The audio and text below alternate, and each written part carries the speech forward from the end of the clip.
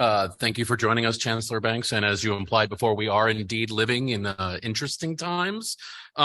What specific steps is the administration going to take to address anti-Semitism and Islamophobia when it appears in our schools? How broadly are anti-hate, anti-bias trainings delivered in our system, and are teachers required to participate in them? Can you tell us if the Office of Special Investigations is looking into any complaints as a result of the last few weeks? For example, swastikas in the walls of middle schools, or the teacher in Queens who posted pro-Hamas propaganda, or even the entire CEC that encouraged a walkout where students chanted "F the Jews."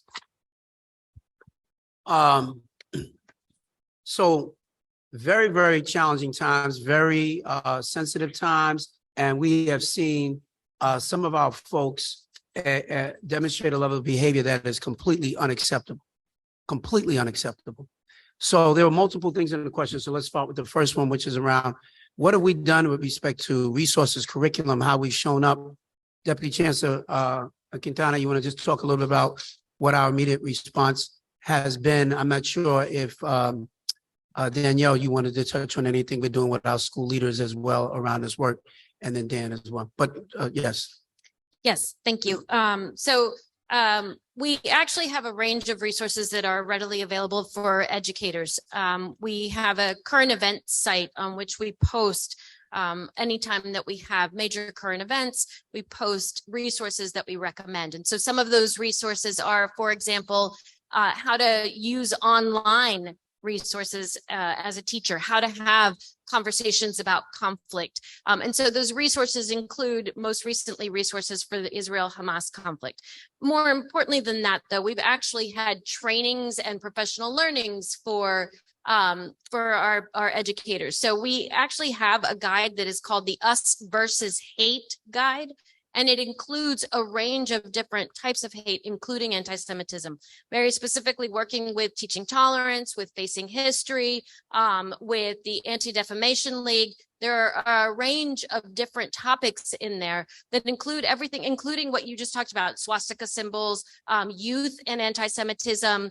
It will include very specific lessons on the Tree of Life shooting and responding to that. So there are a range of different lessons that are about anti-Semitism that have been put together with folks who are experts or who have knowledge of how to have these kinds of conversations.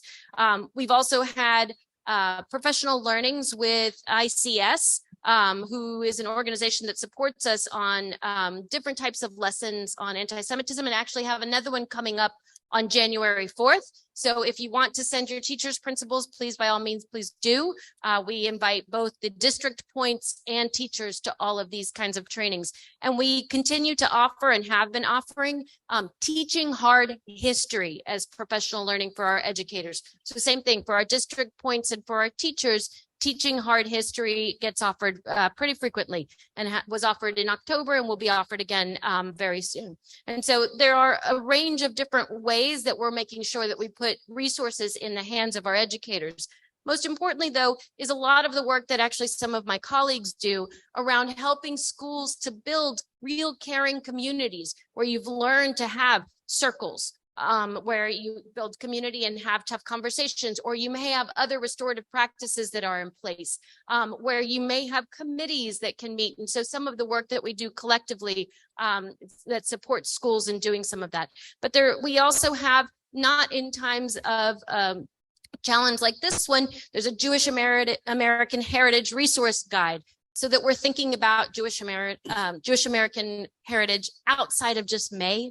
It's not just, a month where we should be thinking about things, but always. We even have a Jewish history in New York map that is actually a really cool resource. So there are certainly ways that we're making sure that we're always having these kinds of conversations. Particularly right now, though, we're having conversations about what it means to experience conflict, and how you can actually talk to people about that. And these are very emotionally wrought times right now.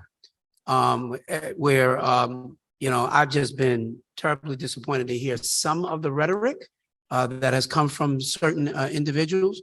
I can't certainly get into personnel matters, but when we see that people have violated our regulations as a system. There are investigations that are taking place, and we are moving forward with those as well. There's a particular CEC that I think a lot of people got very upset with. And one of the challenges that I have is how much power and authority I actually have over CECs like that, or even this one. You're allowed to remove them. Well, it's not always so it's not. They're operating in violation of the law. No, it's not always so black and white. It's not, and it certainly won't be resolved here on this panel tonight. There's some things that can seem very black and white, and then once we are looking at the issue, we start to realize there are a number of other things that are at play as well. So it's not always so clean cut as much as I wish that it were. You know, I've been to Israel on multiple occasions. I've been in Ashkelon, where I've seen right next to Gaza, and I've seen where people have lived with under the threat of rocket fire in the best of times. And I've been to Millennium High School in Brooklyn, where I've met with students from the Muslim organizations and together with the Jewish organizations who have tried to find common ground, even in the middle of all of this stuff that is going on. And so we're all trying to find our way forward. Principals very often are scared. They have been criticized for putting out a statement to their school community that people have said it's not strong enough as a statement. And they're afraid to do something that would put them in violation of the law. So there's a lot of things that are happening. These are not easy issues to deal with, but we are doing our best to try to meet this moment. But it is a very difficult moment the world over, as we can all see, and it's playing out in real time. And we're going to try to show up and do the best that we can possibly do. When it's done right, it is a teachable moment for all of us. But we have a lot of adults who behave terribly, terribly. I'm not talking about just your political sense of whether you think I'm with this side or that side. That's not what I'm talking about. I'm talking about language, and I'm talking about behavior that is beyond the pale, and it is unacceptable. And it is, for me, I have to tell you, it's just, no matter where you stand, it is just deeply troubling. We've had students who we have seen in some of our schools as late as just yesterday and today, acting in ways that are not responsible and productive, and they've been ginned up by the adults in the building. So yeah. It's those things that we have a lot to deal with here, everybody, and we're doing the best that we can. And I thank and I appreciate all the leaders across the city who are doing their best, doing some challenging and very emotional times right now. So let's continue to work and do the best that we can. I just wanted to add one thing, that fortunately under your leadership, one of the things that you've always talked about is making sure that we're including the community, and the other piece is that you actually let us be a genuine learning organization.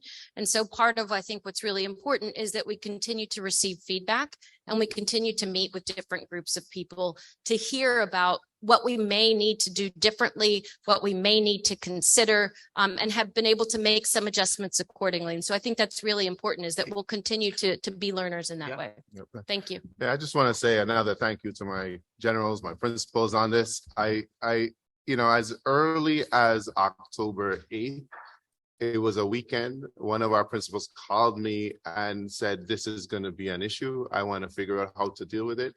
And so we gathered and huddled, and I am proud of even some of the responses that didn't meet the mark for every parent. I'm also proud of how we responded when that happened, and so we're in a much better place today. I want to thank the CEC for having a really good deliberative meeting around this and passing a resolution. I know there's another resolution to come, and I want to thank you, Jill, for your recommendation of us looking at the ADL curriculum and the ADL resources. We've talked about this with our principals. We are going to move forward together with, I want to say the full name of the curriculum, or the full name of the program. It's called Facing History and Ourselves. Okay, so and ourselves part is really, really important. I think for me personally, I've learned so much over the last month or so about our community, how many people have direct connections to Israel.